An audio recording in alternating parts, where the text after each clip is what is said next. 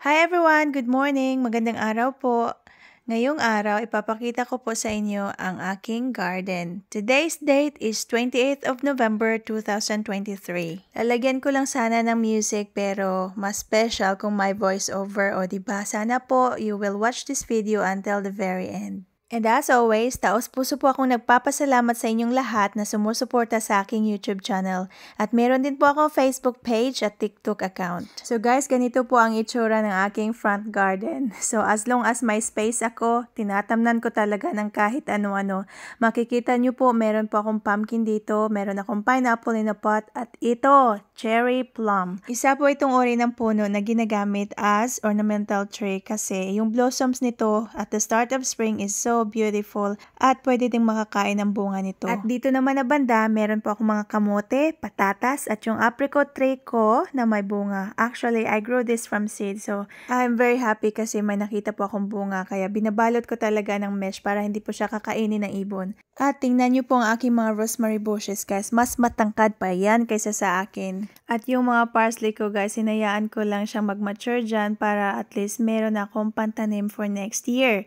I can say na my garden is very unorganized. As you can see, merong mga potted plants along the fence dyan. Sari-sari ng mga tanom na ko. Oy, ito pala ay isang kale. Superfood tawag dyan. Kale can be good for adding fiber and antioxidants to the diet in many savory dishes, salads, and smoothies. And this is my pear tree na maraming bunga. And this is sage, purple and white variety. Yung lavender ko na napakabango ang bulaklak at ang lemon ko na maraming bunga. My lemon tree is producing very well this year kasi nilagyan ko po siya ng fertilizer. Over here ay ang aking mga broccolini and I'm gonna keep the seeds and then I'm gonna share them around. So meron po akong iba't ibang klase ng broccolini guys. And this is my dragon fruit. Actually, this is a 3-year-old dragon fruit na wala pa rin bunga. Bakit kaya? Siguro sa weather. At I'm so excited kasi meron po ako napansin na parang sinyalis po siya na bulaklak ng dragon fruit. So, I keep checking on it every day. And there's more pumpkin over this way. And this is my mandarin tree from a friend. So, yung friend ko, binigyan niya ako ng puno ng mandarin. At kinakailangan ko po yan diligan every day kasi mandarin is very thirsty plant. And this is my queen's tree na may bunga. And my fig, guys, I can't wait kasi paborito ko ang fig na prutas. So, ganito po ang itsura ng fig. At galing din po ito sa aking kaibigan. So, actually, I don't like spending money on plants, guys. I'm a bit kuripot, but may nagbibigay po sa akin ng mga halaman at binabartiran ko po sila ng aking mga nakukuliktang mga seeds or whatever produce I have, whatever excess I have in my garden. Gardening is not necessarily an expensive hobby, but it can be. To keep gardening costs low, you need to be strategic and innovative with your gardening techniques. While getting started may cost some money initially, having a fruit and vegetable bearing garden can save a lot of money in the long run. Gardening is more than just a hobby for me. It is a way of life. But it certainly started out as a hobby. When family and friends see what I am doing with my garden, they are always intrigued.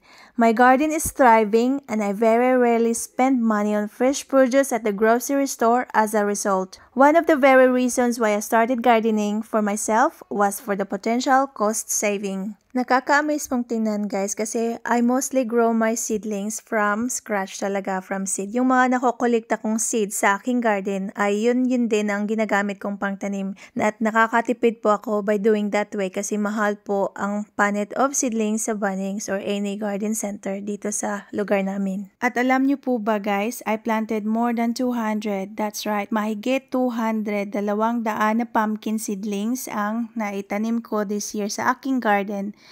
The varieties are tromboncino and butternut pumpkins. There are numerous benefits to growing pumpkins in your own backyard, and I'm going to explain them to you. First and foremost, pumpkins are a wonderful source of nutritious vegetables. They are packed with vitamins A, C, and B6, as well as potassium, making them a healthy addition to any meal. Their meat is also rich in protein, making them a fantastic ingredient for smoothies, soups, and even pies. Another reason to grow pumpkins in your garden is their low-maintenance nature. They are easy to plant and care for, requiring only a shallow hole to place the seedlings and plenty of sunlight. They also adapt well to different climates, making them suitable for gardens all around the world. Pumpkins are also great for attracting wildlife to your garden.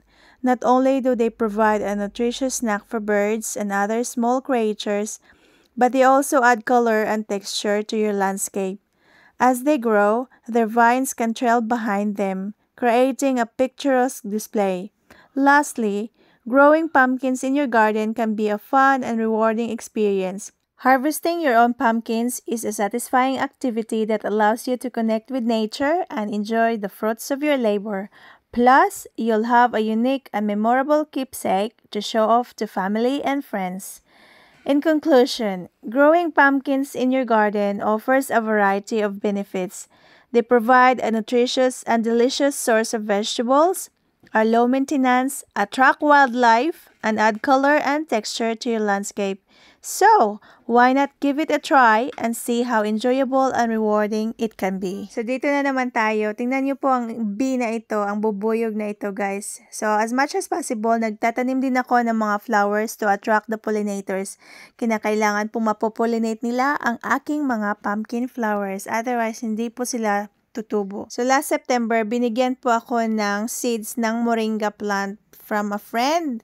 Galing pa sa cairn. So, napakaswerte ko talaga. Tumubo na siya, guys. So, hopefully, hindi siya mamamatay pag winter. Ito pala yung mga cactuses or mga succulents na na-rescue ko, guys, nung nakaraang buwan. At dito ko po tinanim yung aking mga strawberries. So, every time may makikita ng strawberries si Scarlett, ay kinakain agad. So, she just helped herself in the garden. At makikita nyo po dito na banda ang aking na-propagate na kamote. So, this is the orange variety, yung paborito ng mga Australiano. So, nilagay ko po siya sa tubig para magkakaroon siya ng ugat. And then, ito naman ay yung ready na ay tinanim ko sa paso muna. Tapos, ililipat ko siya sa ground. At ang aking kale na may maraming white butterfly or aphids, guys. So, ang kale, guys, they grow better in colder climate. At summer na kasi dito, kaya yun, marami siyang aphids. Maraming nagsisilipara ng mga puting butterfly. Kailangan ko yung sprayhan ng organic insecticides. So, dito ay ang strawberry na kinain na ng mouse yata or bird ba? When it comes to protecting your strawberry, dapat talaga lalagyan yan ng cover, bird netting na cover or mesh, any kind of mesh para hindi siya kakainin ng ibon. Ito pala ay dragon fruit cutting. I'm gonna propagate this one. Nilagay ko muna sa bucket of water para magkakaroon po siya ng ugat, and then when they're ready, I'm gonna plant this in the ground. At ipapakita ko po sa inyo ang aking apricot tree. So, nilagyan ko po siya ng mesh para hindi sana kakainin ng ibon. Pero, we've had lots of rain lately. At ayan tuloy na lanta kasi nakapasok ang tubig sa ilalim ng pouch. So, talaga ha. Kaya nalanta yung prutas. Kaya tuloy, hindi na siya makakain. Tatapon ko na lang to guys sa compost bin ko. So expected na yan guys. Hindi puro successful ang ating mga ginagawa dito sa garden. Meron din tayong mga failed attempts. But just keep experimenting and see what work best for you. And yan po muna ang ating vlog for today. Maraming salamat po sa continuing suporta sa aking channel. And pasensya na po if mahaba-haba ang ating video for today. Sana po nag-enjoy kayo sa panonood. Please don't forget to like and subscribe to my channel, Pinay Prene in South Australia. Bye!